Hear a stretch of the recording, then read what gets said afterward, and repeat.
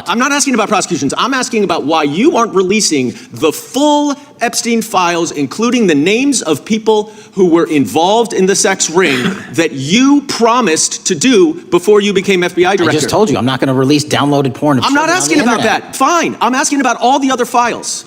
This is one of those moments where the talking points collapse. Dan Goldman asks a direct question about the Epstein files, and instead of transparency, Americans get deflection, legal smokescreens, and rising tension. Watch closely. This exchange matters. Gentleman yields back. The gentleman from New York is recognized. Mr. Goldman. Mr. Patel, does Donald Trump appear anywhere in the Epstein files? I'm sorry, could you say that again? It's not a complicated question. Does Donald Trump appear anywhere in the Epstein files? I didn't say it was a complicated question. I just didn't hear you, so my apologies. We have released where President Trump's name's in the Epstein files and everybody else, and all credible information that we are legally allowed to release has been released. All right, so let's go through that. You're referring to court orders that prohibit you from releasing grand jury testimony under Rule 6E. Is that what you're referring to when you say as the law allows? That's a piece of it. Really? What other evidence do those three court orders you cited prohibit from being released?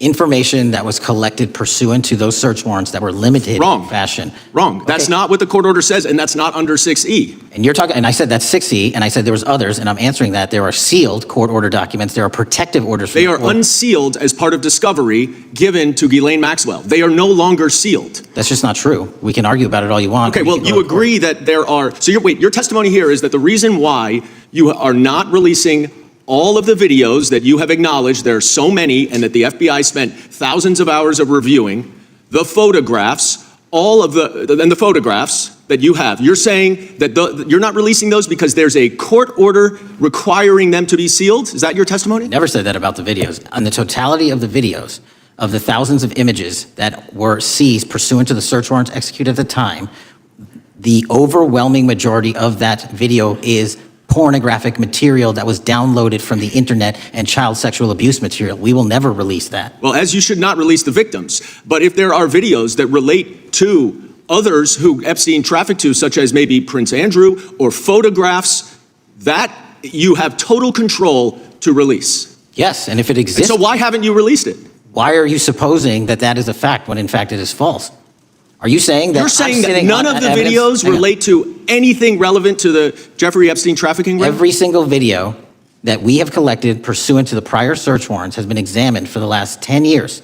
And every single video has been utilized for whatever prosecutions were able to be legally brought. I'm not asking about prosecutions. I'm asking about why you aren't releasing the full Epstein files, including the names of people who were involved in the sex ring that you promised to do before you became FBI director. I just told you, I'm not going to release downloaded porn. I'm not asking about that. Fine. I'm asking about all the other files. What other videos? Tell me.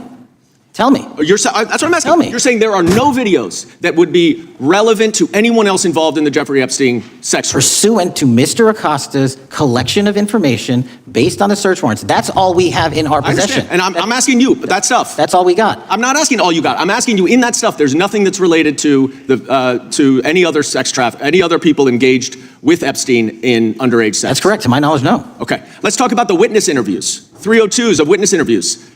Those are not subject to the court order. Those are not subject to any fictional sealed order for a search warrant. Why aren't you releasing those with the redacted names of the victims? We are releasing as much as legally allowed. That's why we went back to how is that not legally allowed? Sir, do you know how court orders work? Do you know how protective orders Actually, work? Mr. Patel, I was a real prosecutor for 10 years. I know exactly how. So I was a fake one? And I want to understand what the court order prevents you from releasing witness statements that the FBI took. You should know that as a real prosecutor, when the court hand downs a protective order and a motion to seal, the material is sealed unless that judge waives it. Your testimony here is that all of those witness statements are under a court order, a protective order. We are providing everything we can legally provide. No, that's not my question. My question is, why are those witness statements that are not grand jury testimony, that if they were under a protective order are no longer under a protective order, why are they not being released? How are they not under a protective order? Why are you not going to the court like you did for the grand jury testimony to unseal those records? The DOJ did go to the court. No, not on those records. Why aren't you going? You just went on grand jury. Time of the gentleman has expired. You are hiding the Epstein files, Mr. Patel. Time of the gentleman has expired. You are part of the cover-up. Can I respond? Sure can.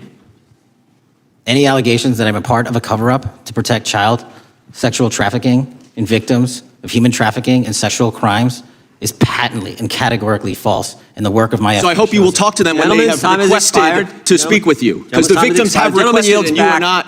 not responding to them.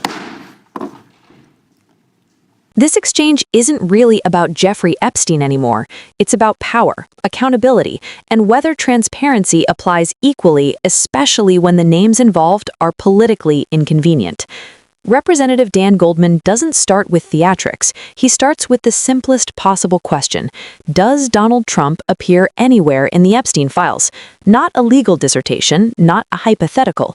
A yes or no question that any FBI director claiming transparency should be able to answer cleanly. And that's where the problem begins. Kash Patel doesn't answer directly. Instead, he immediately retreats into broad claims about what has been released, what the law allows, and what court orders supposedly prohibit. This is a classic Washington maneuver. Answer around the question without answering it. Goldman, a former federal prosecutor, recognizes it instantly and drills down. Here's what Americans should understand. Grand jury secrecy under Rule 6E is real, but it is limited.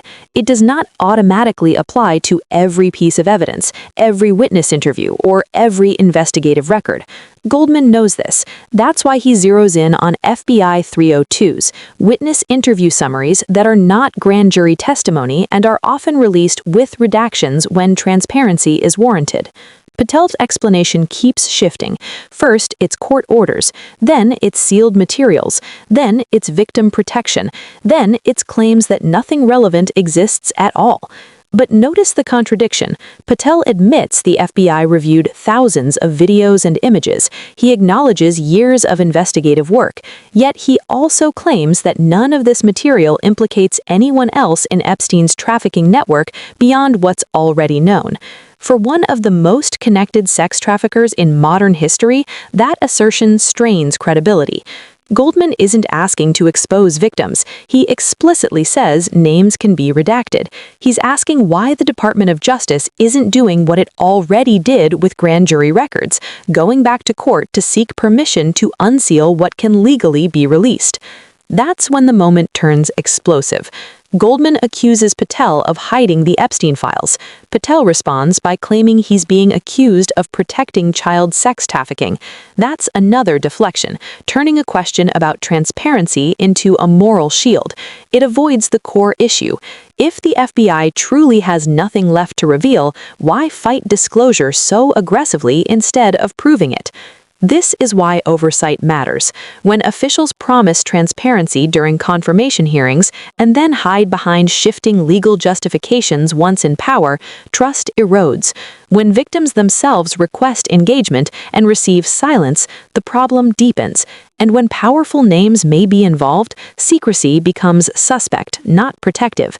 Americans are left with one unavoidable question. If there's nothing to hide, why does it take so much effort to avoid answering?